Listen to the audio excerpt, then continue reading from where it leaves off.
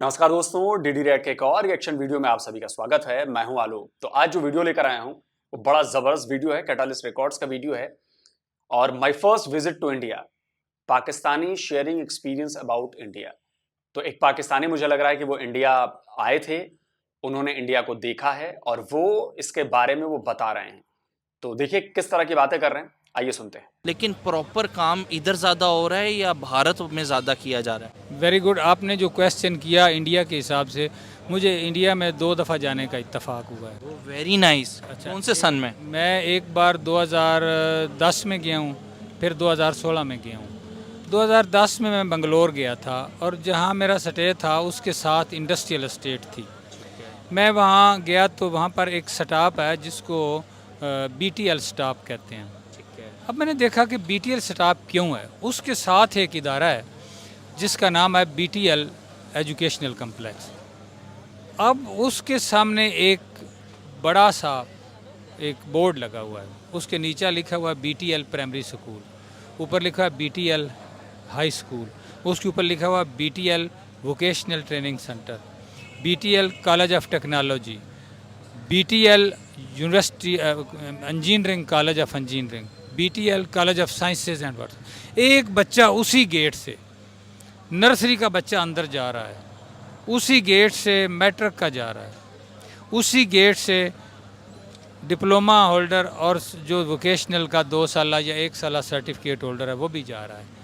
मुझे बड़ा क्रेज़ हुआ और वहाँ पर एक PhD स्कॉलर भी पढ़ने जा रहा है, अंदर यूनिवर्सिटी भी है। मैं वहाँ गया, मिला बंदों से, मैंने देखा तो वहाँ पर मुझे वो बच्चे मिले जो वहाँ वोकेशनल में, मेरा चूँकि ज़्यादा इंटरेस्ट भी वोकेशनल में था तो मैंने सिर्फ उनको टच किया। आप गवर्नमेंट लेवल पे भेजे गए थे या खुद अपना? मैं किसी अपने काम गया था, मेरा बेटा बीमार था और मैंने उसका वहाँ पर ऑपरेट करवाना था। नारायण हरद्वाड़ा हॉस्पिटल है वहाँ पर, डॉक्टर राजेश शर्मा, उससे मेरे बेटे को ओपन हार्ट सर्जरी थी दिल की, तो उसके लिए मुझे 1 महीना वहाँ रहना पड़ा। लेकिन चूँकि मेरा लाइफ का क्रेज़, ये मेरा पेशा है, शोबा है, तो मैं इन वोकेशनल इदारों को सर्च करता रहा।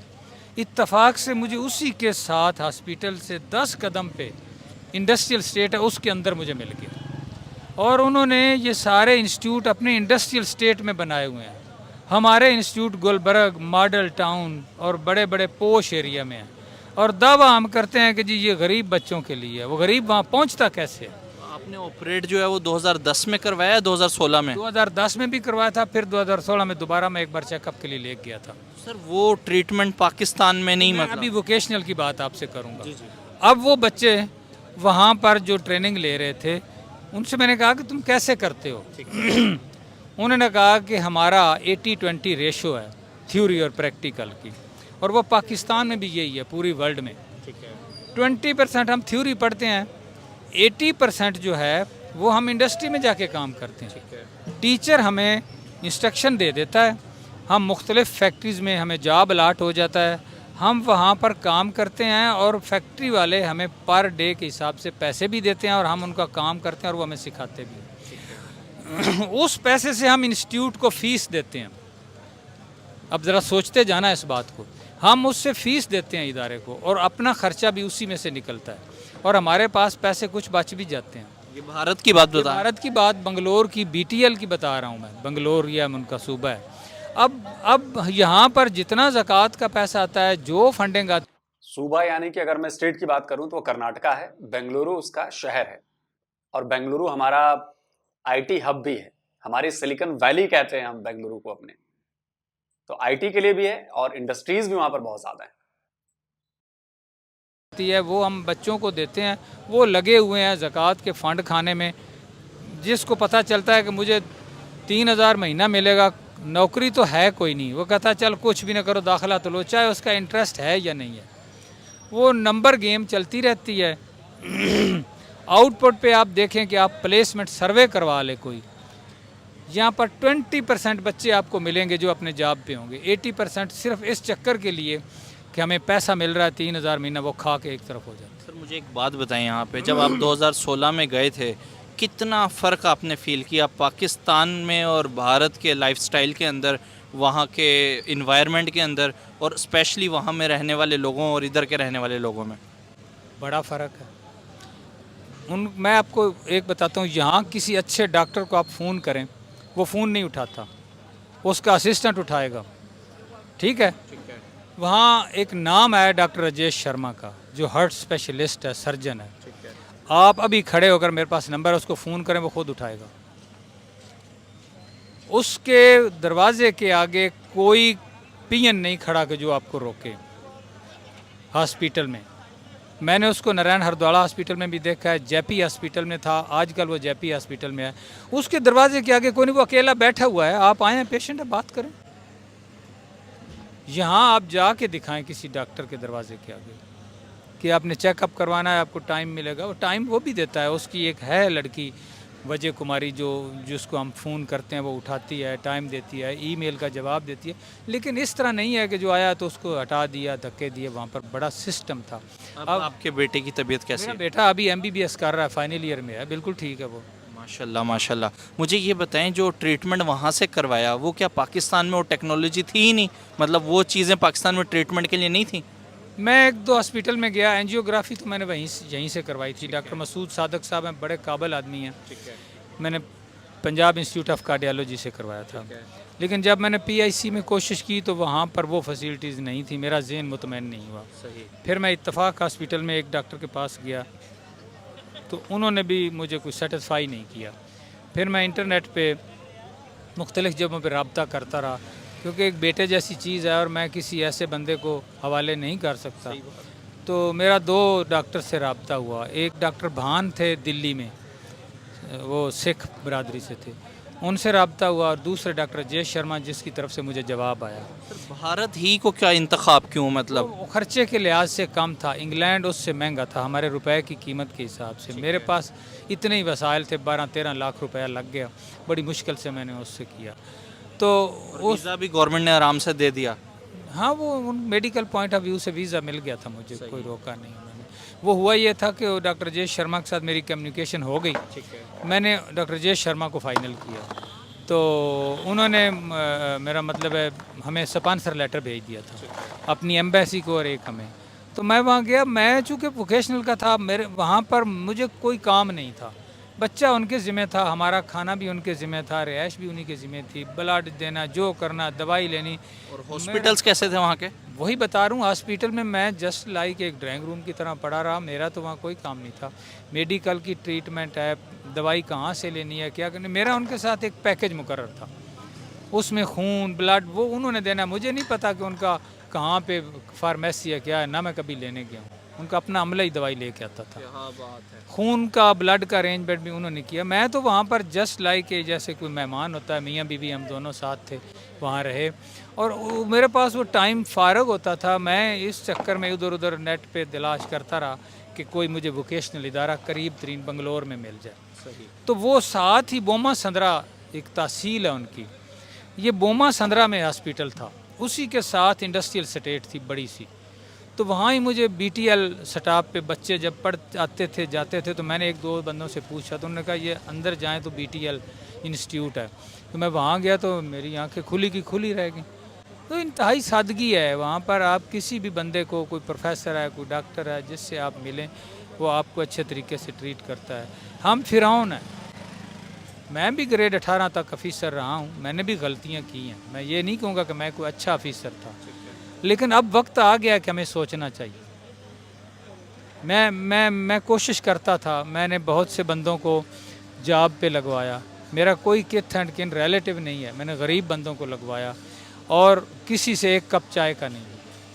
मैंने सारी ज़िंदगी अपने बच्चों को रिज़्क़ हलाल दिया है, लेकिन इसके बावजूद लोग मेरे ख़िलाफ़ थे कि इसने फ़लाँ भर्ती करा दिया, यहाँ करा दिया। यहाँ कोई किसी को माफ़ नहीं करता। मुझे ये बताएं, मौजूदा करंट टाइम के अंदर जहां आप टेक्निकल एजुकेशन की बात कर रहे हैं, अगर ओवरऑल बात की जाए तो आपको क्या लगता है कितने साल भारत इस टाइम आगे निकल चुका है पाकिस्तान से? सर, हमारे पास टीचर्स की कमी नहीं है, हमारे पास इक्विपमेंट्स की कमी नहीं है, कोई मसला ही नहीं है। हमारे पास सिर्फ हमारी सोच की बदबख्ती है कि जिसको नौकरी मिल जाती है, जब वो इंस्ट्रक्टर बन जाता है ना, टीचर बन जाता है, तब वो हाथ लगाना तौहीन समझता है। मसलन मैं as a theory instructor Mughalpura में रहा हूँ। मुगलपुरा ये जर्मन ने बनाया था। वहाँ पर जर्मन ऐसे काम करते थे जस्ट लाइक ए वर्कर। और वहाँ पर जो बंदे हमारे थे उस वक़्त, अल्लाह गरी के रहम के, एक अरफान हाशमी साहब थे बेसिक में, और भी लोग थे। नहीं बैठते नहीं, एक टांग पे खड़े होके उन्होंने काम लिया। मैं जब वहाँ गया तो मुझे ऐसा लगा जैसे मैं किसी दिलाई कैंप में आ गया। कुछ अरसे बाद उन्होंने मुझे इस चीज़ पे राग़िब कर लिया, उस अमले ने, वहाँ के बंदों ने। एक अफजाल साहब थे, थ्योरी के सीनियर थे, उन्होंने मुझे ट्रेनिंग दी। मैंने तो कभी ट्यूशन भी नहीं पढ़ाई थी। तो हम एक मिशनरी बन गए। और वो बच्चे, मैंने देखा है कि HMC टैक्सला तो एक नाम है, वहाँ पर बच्चे अगर उन्हें चाहिए होते थे ना, तो वो सिर्फ कहते थे कि मुगलपुरे के बच्चे आ गए हैं। उनका इंटरव्यू नहीं होता था, बस मुगलपुरे का सर्टिफिकेट का चाहिए। और एक बार जब फ्लड आया था बेतहाशा 1987 या 88 में तो उन्हें बच्चे चाहिए थे, HMC में स्टाफ की कमी हो गई। तो एक उनका वर्क्स मैनेजर था नातक साहब, मैं उस वक्त इंस्ट्रक्टर थ्योरी था वहाँ पर, और वो बाई एयर लाहौर पहुँचा मुगलपुरा में। यहाँ से बच्चे फर्स्ट डिवीजन जितने थे सारे कलेक्ट किए, 15-20 बच्चे, उनको वहीं पर अपॉइंटमेंट आर्डर दिए और हवाई जहाज़ बैठ के चला गया। कहता जब बारिश का मौसम सेट हो जाए, सड़कें खुल जाएं, तो आप HMC आ जाना, आपकी रिहाइश और जॉब का स्टार्ट हो गया। ये बात थी। अब आप मुगलपुरा जाके देखें, मेरे रोना आता है इस चीज़ से। जिससे पूछे टीचर आता हीन समझते हैं। मैंने BOC में काम किया, ब्रिटिश ऑक्सीजन कंपनी में, हाथ से काम किया। वहाँ पर गोरे थे, मुकद्दर हुसैन साहब थे, चीफ इंजीनियर थे, और लोग थे। मैंने उनसे बड़ी उनकी शागिर्दी में काम सीखा, गैस फील्ड। देखिए, जो कुछ भी ये बता रहे हैं ना, ये बता रहे हैं कि किस तरह डिटोरेट हुए हैं पाकिस्तान के लोग, पाकिस्तान की सोच, पाकिस्तान की नीयत। और आज अगर पाकिस्तान अपने बुरे दौर से गुजर रहा है, तो उसकी कहानी इन्होंने बयां की है कि क्यों बुरे दौर से गुजर रहा है। क्योंकि सब अपने आप को सेठ समझने लगे हैं। देखिए, कोई भी काम छोटा बड़ा नहीं होता, लेकिन अगर अपने आप को आपने कह दिया कि नहीं वो काम छोटा है, मैं वो करूंगा नहीं, बहुत मुश्किल है। रही बात, उन्होंने इंडिया का एग्जाम्पल दिया, उन्होंने 2010-2016 का इंडिया देखा है। आज तो खैर बहुत टाइम हो गया, मुझे लगता है 2023 का जो इंडिया है वो बहुत तेजी से बदल चुका है 2016 के मुकाबले। 7 साल में ही बहुत तेजी आई है इसमें। लेकिन तब भी इन्होंने जो बातें बताई हैं वो बातें सुनने लायक थी। उन्होंने एक्चुअल चीज जो अपनी आंखों से देखी इंडिया में, वो चीज बयां की है। पाकिस्तानियों को इनकी बातें सुननी चाहिए, पाकिस्तानियों को इनकी बातें समझनी चाहिए कि जो आंखों देखी भारत से ये देख कर आए हैं और जो अपना एक्सपीरियंस ये शेयर कर रहे हैं, उसका मतलब क्या है। इसका मतलब ये है कि अगर हमने भी भेदभाव किया होता, हमने भी छोटा बड़ा समझा होता, तो आज हम प्रोग्रेस नहीं कर रहे होते। आज हम दुनिया की 5th लार्जेस्ट इकोनॉमी न बन चुके होते और 4th की तरफ कदम न बढ़ाया होता। आज हमारा चंद्रयान जिसकी चर्चा पूरी दुनिया कर रहा है, आज जो हम चांद पर लैंड कर चुके हैं, ऐसा नहीं होता। आज जिस मेडिकल ट्रीटमेंट और मेडिकल सुविधाओं की बात की जा रही है, वो भी नहीं होती, क्योंकि हमने भेदभाव नहीं किया है। हमारा संविधान हम सबको बराबरी का अधिकार देता है। वो चाहे आप हिंदू हो, मुसलमान हो, सिख हो, ईसाई हो, जैन हो, पारसी हो, यहूदी हो, किसी भी समाज से आप ताल्लुक रखते हैं, बेसिक राइट्स हम सबके एक हैं। लेकिन आपके यहां नहीं, और यही फर्क है माइंडसेट और नियत का। इंटरव्यू जहाँ जाए वो कहती है इंजीनियरिंग काउंसिल की रजिस्ट्रेशन लाओ। अब हमें तो वो करते नहीं थे। एक सीट आई पंजाब पब्लिक सर्विस कमीशन की, उन्होंने मांगा कि डिप्लोमा होल्डर हो, BTech ऑनर हो, BTech हो, BSc इंजीनियर हो, सब आए। उन्होंने सब कैटेगरी को लिया। आप इमेजिन करेंगे 3 बच्चे सिलेक्ट हुए। बल्कि इससे पहले मैं आपको मज़ का खेज़ बताता हूँ कि ये सिविल लाइन में एग्ज़ाम हुआ, रिटन टेस्ट हुआ। वहाँ पर उन्होंने जो क्वेश्चन दिए, मेजॉरिटी ऑफ इंजीनियर उन क्वेश्चन को जानते ही नहीं थे। हमने वो किए। 21 या 22 लड़के रिटन टेस्ट में क्वालिफाई उन्होंने किया, उसमें मेरा भी नाम था और भी कुछ दोस्त थे। जब वाइवा हुआ तो उसमें से 3 बच्चे, 3 सीटें थी, 3 लड़के सिलेक्ट हुए। एक मैं था, शाहसवार मेरा नाम है, मैं आज भी अपने ओपन एयर पे बता रहा हूँ। एक परवेज़ लड़का था जो टेप्टा में भी काम कर रहा है। एक शबीर हुसैन था जो भावलपुर में प्रिंसिपल था, वफात पा गया। एक भी BSc इंजीनियर सिलेक्ट नहीं हुआ। मैं आज भी चैलेंज करता हूँ कि कोई बीएससी इंजीनियर हमारे साथ कोई मुकाबला कर ले। सिर्फ एक मिनापली बनाई है बीएससी इंजीनियर ने, उसके बाद अब फड्डा डाला हुआ। अभी तक मैं बूढ़ा हो गया हूँ, 65 साल का हो गया हूँ, अभी तक वो मसला पाकिस्तान से हल नहीं हुआ। नवाज शरीफ के सब के मामलात 1 साल में सारे रूल्स रेगुलेशन असम्बली से पास हो गए हैं, लेकिन बीटेक का नहीं हल हुआ। टेक्नोलॉजी काउंसिल नहीं बना दी। अब टेक्नोलॉजी काउंसिल का केस साल से पड़ा हुआ है असम्बली में, वो पास नहीं हो रहा। जब तक वो पास नहीं होता वो फील्ड में नौकरी के लिए ना हल हैं। पता नहीं मैसेज देना चाहेंगे सर? मैं ये कह रहा हूँ, मेरा लास्ट मैसेज है हुकूमत को कि ये जो मिनापली बीएससी इंजीनियर ने बनाई है, बनाएं, ओपन मार्केट में आएँ, बाहर देखें इंडिया में उसका क्या स्टेटस है। People prefer BTech as compare to BSc engineer. वो लोग आगे निकल गए हैं टेक्नोलॉजी में, उन्हीं से सीख लेना चाहिए। हम बात करते हैं टेक्नोलॉजी की, बात करते हैं इंजीनियरिंग की, कितने बंदे बात करते हैं। टेक्नोलॉजिस्ट को हमने निप किया हुआ है, कोई आगे जा ही नहीं सकता। सही बात। इंजीनियर्स को, मैं इंजीनियर के ख़िलाफ़ नहीं हूँ, उनका अपना फील्ड है, टेक्नोलॉजिस्ट का अपना फील्ड है। ठीक है, अगर टेक्नोलॉजिस्ट इस काबिल थे तो इंडिया ने, बरतानिया ने, बाकी ममालिक ने इनको चलाया हुआ है और अच्छे तरीके से अपना काम कर रहे हैं। एक और क्वेश्चन मैं यहाँ करूँगा। मैं बीटेक ऑनर था और वाहिद आदमी था पीवीटीसी में। वहाँ पर बीटेक ऑनर के लिए, एमबीए के लिए, बीएससी इंजीनियर के लिए प्रिंसिपल की सीट के लिए प्रमोशन का रास्ता था। प्रिंसिपल से आगे एरिया मैनेजर के लिए और एरिया मैनेजर से आगे रीजनल मैनेजर के लिए। मैं एरिया मैनेजर था। पहला बंदा पीवीटीसी की तारीख में बीएससी इंजीनियर आया, मिस्टर अमजद साहब। उन्होंने सबसे पहला काम ये किया है कि BTech honour is not allowed to appear in the promotion. वो डिग्री हमें नहीं चाहिए। कोई बंदा आपके फोरम से उससे पूछे कि तेरे पास क्या इस चीज़ का जस्टिफिकेशन है। एक टेक्निकल इदारे को टेक्नोलॉजिस्ट चाहिए या एक एमबीए चाहिए, एक बीएससी इंजीनियर चाहिए। मेरे सामने खड़ा होकर वो बात करे, जस्टिफाई करे। सिर्फ उस एमडीए की कुर्सी पे, और वो भी वहाँ पर पता नहीं कितनी सियासतों से वो आया है, उसकी अपनी एमबीए की डिग्री जेल ली है। मैं चैलेंज करता हूँ, उसके ऊपर ऑब्जर्वेशन लगी हुई है और वो ऑब्जर्वेशन एजी ऑफिस ने लगाई है, ऑडिट पैरा है, लेकिन अपने रिसोर्सेज की वजह से वो दबा के बैठा है और कोई उसको पूछने वाला नहीं है। कोई पूछने वाला नहीं है उसको कि तूने इस इदारे में टेक्नोलॉजिस्ट का राबता और रास्ता ही मुनक़ता कर दिया। इसी वजह से वो इदारा तबाह हुआ पड़ा है। कोई बंदा वहाँ विज़िट करे, जो हालात उस इदारे के इस एमडी ने कर दिए हैं, तबाही के दहाने पे है, फंडिंग पे, एडमिनिस्ट्रेटिव वाइज, हर चीज़ से। उसको खुद आता जाता कुछ नहीं, उसने बीएससी इंजीनियर किया, वो इंजीनियरिंग के स्पेलिंग नहीं लिख सकता। मैं उसको इस फोरम पे चैलेंज करता हूँ कि मेरे साथ, जैसे वो मौलवी कहते हैं ना, मुनाजरा करे मेरे साथ मुनाजरा। मैंने पढ़ के की है इंजीनियरिंग।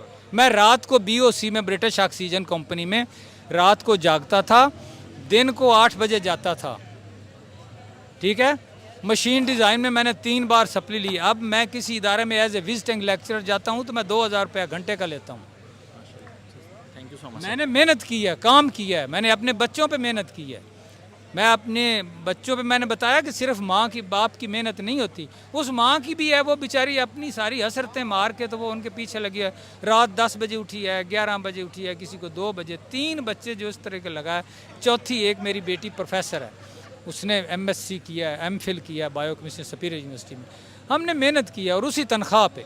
कोई बंदा कह दे कि मैंने कभी किसी से 1 कप चाय लिया, किसी अपने रिश्तेदार को भर्ती किया, मजदूरी किया, और अल्लाह का शुक्र है कि हलाल पैसा कमाया और हलाल सिमत जा रहा है। लेकिन ये इदारा प्योरली टेक्नोलॉजी का था। पीवीटीसी, पंजाब वोकेशनल ट्रेनिंग काउंसिल, लफ्ज़ पे गौर करें, ये टेक्नोलॉजी का है। उस बीएससी इंजीनियर ने आके सिर्फ ज़ाती इनाद की खातर कि मैं इंजीनियर हूँ, उसने सबसे पहले बीटेक की डिग्री को कहा कि वो एलिजिबल नहीं है फॉर प्रमोशन। सिर्फ हमें इस चीज़ का जवाब दे। आप इस चीज़ को, मुझे दोबारा आप मेरा इंटरव्यू करें, मैं आपके साथ हूँ, काउंसलिंग करवाएं मेरी उसके साथ, बुलाएं उसको अपने चैनल पे, मैं चैनल पे आने को तैयार हूँ। चलिए दोस्तों, वीडियो ख़त्म हो गया। खैर बाद में तो आप ये अपनी पर्सनल प्रॉब्लम्स पे आ गए, पर्सनल लड़ाइयों पे ये आ गए, और ये कई संस्थानों में, कई ऑर्गेनाइजेशंस में ऐसा होता है, इंडिया में भी ऐसा होता है, चीज़ें कर दी जाती हैं।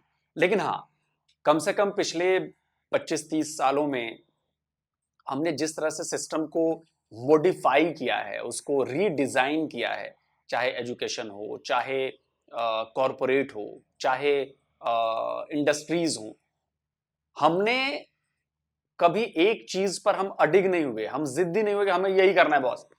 हमने वक्त के साथ चीजों को बदला, नई टेक्नोलॉजी पे काम किया, नई टेक्नोलॉजीज को हमने शामिल किया।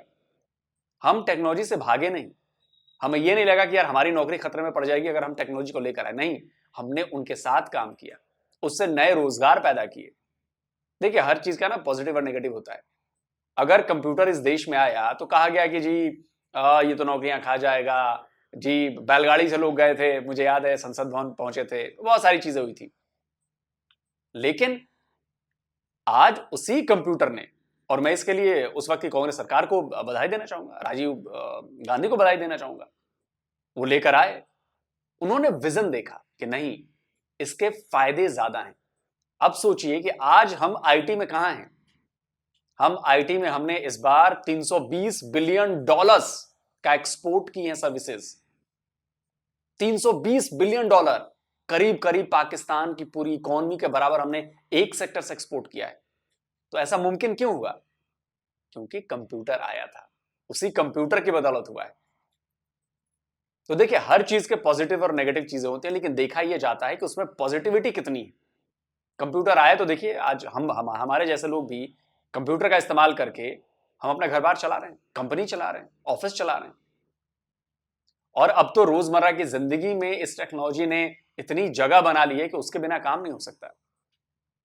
जो पहले हम गैस की लाइनों में लगे रहते थे बिल पेमेंट करने के लिए, आज हम सब ऑनलाइन होता है। बिजली की पेमेंट ऑनलाइन होता है। बैंक में पैसे ट्रांसफर करने के लिए कभी हम लाइन लेके टोकन लगा के वेट करना पड़ता था कि नंबर आएगा फलाना जी, तो चलिए, नहीं है सब। ये क्यों हुआ? क्योंकि टेक्नोलॉजी को हमने अडॉप्ट किया। हम उससे घबराए नहीं, हम उससे डरे नहीं, हमने उसको अपनाया और हमने उसका फायदा उठाया। आज सोचिए कि हजारों लाखों लोगों की नौकरियां चल रही हैं आईटी इंडस्ट्री से। उस आईटी इंडस्ट्री की वजह से, टेक्नोलॉजी की वजह से दूसरी जो इंडस्ट्रीज हैं वो फल फूल रही हैं, वहां नए नए इनोवेशंस हो रहे हैं। जो इतनी सारी हम कहें कि यूनिकॉर्न कंपनीज बनी हैं, वो टेक्नोलॉजी की बदौलत बनी हैं इंडिया की। तो अगर आपने वक्त के साथ कदम नहीं मिलाया तो वक्त आपको छांट देगा, आपको पीछे छोड़ देगा, आपको उस रेस से बाहर निकाल देगा, डेवलपमेंट की रेस जिसे कहते हैं। और वो डेवलपमेंट एज ए इंडिविजुअल भी हो रही है और एज ए नेशन भी हो रही है। अगर आज से 20 साल पहले, 25 साल पहले अगर मैंने कंप्यूटर पर ध्यान नहीं दिया होता, मैं टेक्नोलॉजी को नहीं समझता, नहीं पढ़ता उसके बारे में, तो आज मैं सक्सेसफुल नहीं होता। आज भी मैं सोच रहा होता कि अरे यार इसको कैसे करूं, अरे यार इसको कैसे करूं। मुझे सोचना नहीं पड़ता। लेकिन पाकिस्तान में जैसे इसका उल्टा है, जैसे कि इन्होंने बताया। और रही बात जो अपना इन्होंने इंडिया का एक्सपीरियंस शेयर किया, उससे ये पता लग गया होगा कि इंडिया ने क्यों प्रोग्रेस की या वो क्यों डेवलप हो रहा है, क्योंकि हमने सिस्टम पर काम किया। हमने अपनी गलती, मैं ये नहीं कह रहा कि हम एकदम परफेक्ट देश बन गए हैं या बन जाएंगे। कोई भी देश, कोई भी इंडिविजुअल परफेक्ट नहीं होता। लेकिन हाँ, जितना ज्यादा परफेक्ट बनाने की कोशिश होनी चाहिए उतना हमने किया, वो हम कर रहे हैं, लगातार कर रहे हैं। हम लगातार अपनी गलतियों को सुधार रहे हैं, हम लगातार अपनी कमजोरियों को पार पा रहे हैं। जहां पर हम ढीले पड़ रहे हैं हम उसको टाइट कर रहे हैं। हमें लगता है कि हम इस फील्ड में थोड़े कमजोर हैं, पीछे हैं, तो हम उसके लिए काम कर रहे हैं। हम मान रहे हैं कि हाँ, हमसे गलतियां हुई हैं। और मैं फिर कह रहा हूं, देखिए सेमीकंडक्टर आने वाले 5 से 10 साल में आप कहेंगे कि दूसरा आईटी होने वाला है। आप देखिएगा, जैसे आज पूरी दुनिया इंडियन आईटी का जिक्र करती है ना, 10 साल रुक जाइए, आप पूरी दुनिया इंडियन सेमीकंडक्टर और इंडियन चिप मैन्युफैक्चरिंग का जिक्र करेगी। और ये छोटी मोटी उपलब्धि नहीं हो। जल्दी मिलता हूं एक और नए वीडियो के साथ। नमस्कार, जय हिंद।